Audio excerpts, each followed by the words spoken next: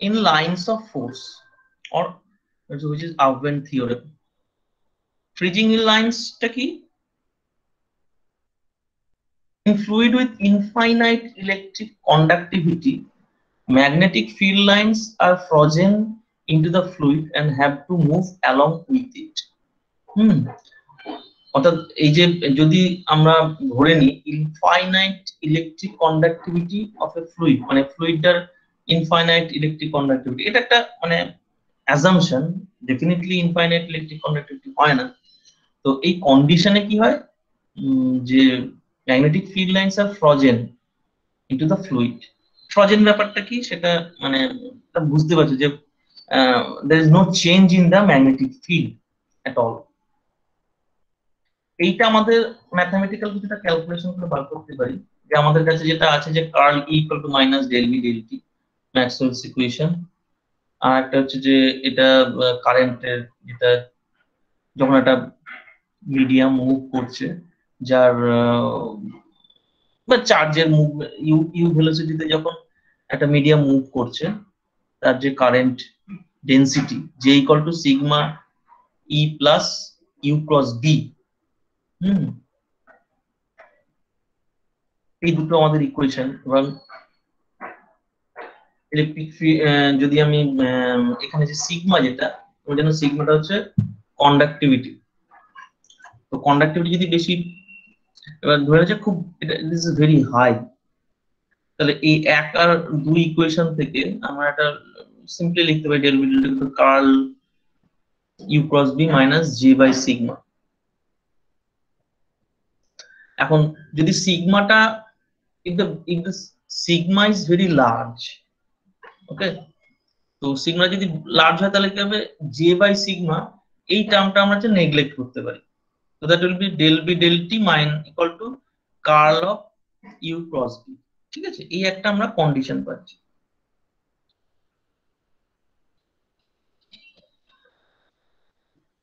সেক্ষেত্রে J by sigma which is much less than হচ্ছে u cross B, এটা definitely একটা কন্ডিশন এলো।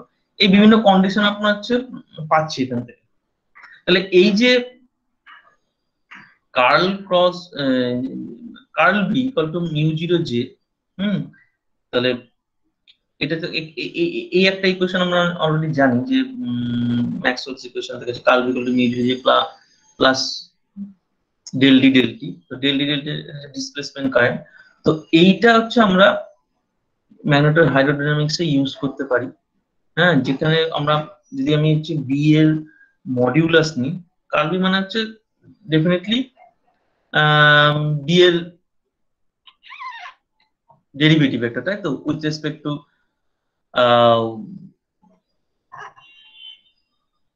Space X Y Z. তো that is the dimension of length. তাহলে আমি যদি এটা মডিউলাস মানে ম্যাগনিটিউড কনসিডার করি, তো এটা আমরা লিখতে পারি ম্যাগনিটিউড বি এর magnitude more or less equal to mu 0 into L into J, J modulus বা ম্যাগনিটিউড। ঠিক আছে, এখন এই এলটা কি, এলটা বেসিক্যালি হচ্ছে ডাইমেনশনাল থেকে আমরা length. So length characteristic of the dimension of the system. এবার এখান থেকে আমরা একটা ফ্লুইডের মোশনের জন্য তোমরা আগে যেমন দেখেছো যে একটা রেনল্ডস নাম্বার আসে আর কি, ভিসকোসিটিতে তোমরা পেয়েছো, সেই রকম একটা রেনল্ডস নাম্বার আমরা এখানে ডেভেলপ করতে পারি বা ইমাজিন করতে পারি। So it is called RM, যেটা ম্যাগনেটিক রেনল্ডস নাম্বার বলে, which is basically sigma u, u হচ্ছে ভেলোসিটির ম্যাগনিটিউড, mu 0 into L। এইটা একটা কোয়ান্টিটি যেটাকে বলা হচ্ছে magnetic Reynolds number. Magnetic Reynolds নাম্বারটা ইম্পর্টেন্স আমি পরে আসবো।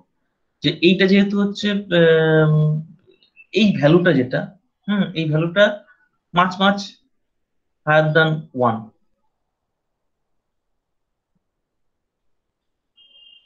In case of this type of fluid.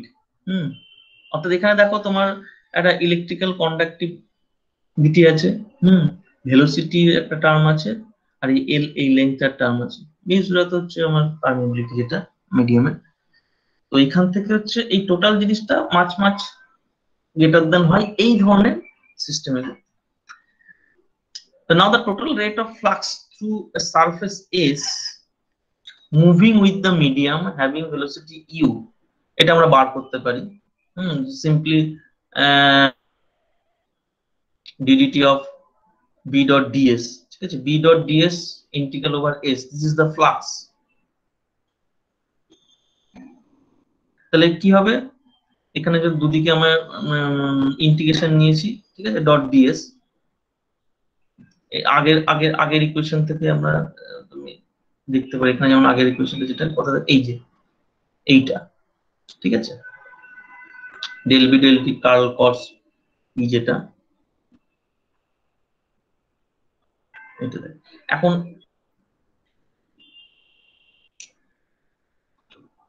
এইটা যেটা ডেল বি ডেল টি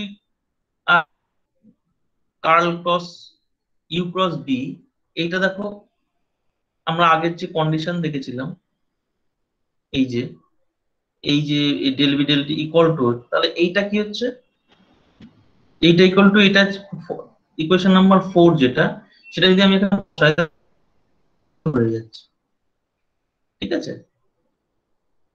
এইটা যদি 0 হয়,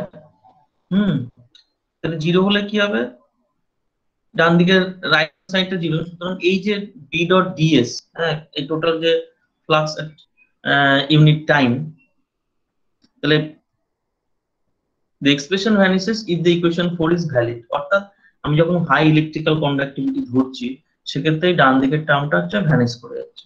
hence the flux through any surface moving with the material remains constant। তাহলে এই যে ফ্লাক্স যেটা, ddt of this term equal to 0 means this is a constant, তাই তো, b dot ds টা constant, সেইটাকেই বলছে actually this implies that magnetic lines remains frozen in moving medium of sufficiently large magnetic Reynolds number। এটা একটা আলাদা মানে statement, অর্থাৎ এই যখন হচ্ছে ইলেকট্রিক্যাল কন্ডাক্টিভিটিটা প্রচুর হাই হয়, তখন সেই ধরনের ফ্লুইডের ক্ষেত্রে, ম্যাগনেটিক ফ্লুইডের ক্ষেত্রে আমার ম্যাগনেটিক রেনল্ডস নাম্বারটা কিন্তু অনেক হাই হয়, সেই জন্য এটা একটা স্টেটমেন্ট। তো মেইন ব্যাপারটা হচ্ছে যে এই d dt of B dot ds এইটা আমাদের 0 হবে, so that b dot ds equal to constant।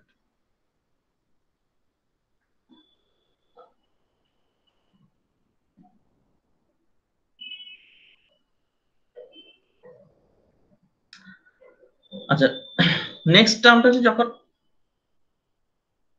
Sigma small হবে, অর্থাৎ ইলেকট্রিক্যাল কন্ডাক্টিভিটি রিলেটিভলি স্মল, তাহলে যখন স্মল হবে তখন আমরা ওই যে সেকেন্ড টার্ম যেটা নেগলেক্ট করেছিলাম আগেরবার, সেটাকে আমরা নেগলেক্ট করতে পারবো না। তাহলে ইকুয়েশন 3 কি আছে এখানে, ইকুয়েশন 3 থেকে যেটা আমরা পাবো, দিস ইজ ইকুয়েশন 3, অর্থাৎ j বাই সিগমা,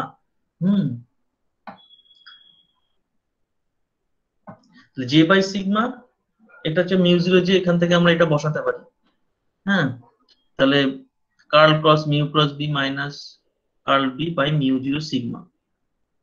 এখন এটা যদি আমি হচ্ছে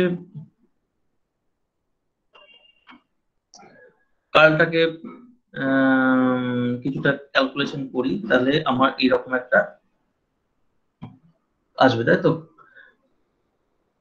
কার্লের যে ক্রস প্রোডাক্ট কার্ল বি যেটা, এবং কার্ল বিতে একটা ডাইভারজেন্স বি টার্ম আছে, যেটাকে আমরা এখানে 0 ধরে, ডাইভারজেন্স বি যেহেতু 0 হয়, এবং ফাইনাল টার্মটা আমার এরকম আসবে, curl cross mu cross B plus 1 by mu zero sigma grad square B.